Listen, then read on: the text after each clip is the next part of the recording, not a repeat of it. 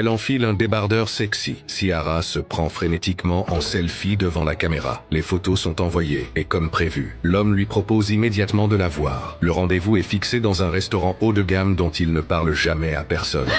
Je me demandais, tu déjeunes souvent ici ou c'est seulement pour m'impressionner? Non, non, aujourd'hui j'ai fait simple.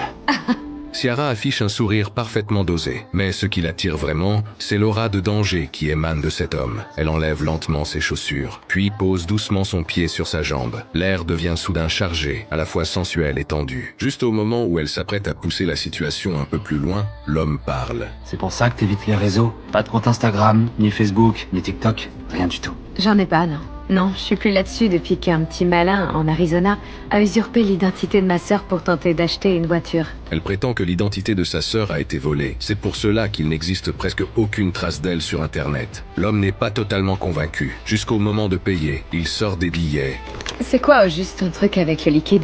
Parce que je t'ai jamais vu payer en carte. Tu te rends pas compte des renseignements que fournit ta carte bancaire, on sait absolument tout sur toi. Comme un amiche. Mais Ciara se moque bien de tout ça. Une seule question occupe son esprit. Où cet homme cache-t-il son argent? Elle tente de creuser, mais l'homme se contente d'une seule phrase. Je conserve toutes mes données bancaires dans un endroit sûr. Je refuse de dévoiler ma vie privée à une industrie dont le seul but est d'engranger des bénéfices. J'ai pas non plus envie que des espèces d'oligarques s'occupent de mes affaires, alors.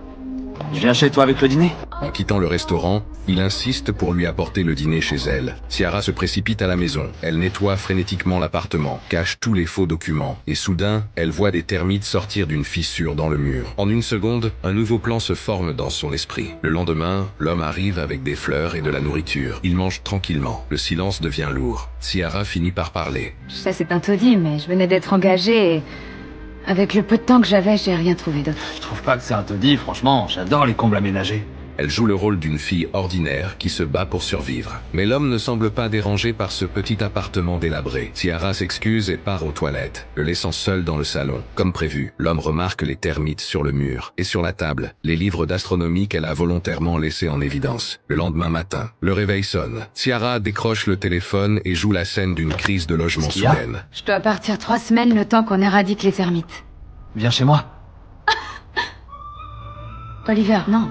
Viens vivre chez moi. L'homme lui propose de venir vivre dans sa grande maison, juste temporairement. Ciara fait semblant d'hésiter, puis accepte finalement. Tu penses que je suis le nouveau Tyler Berko?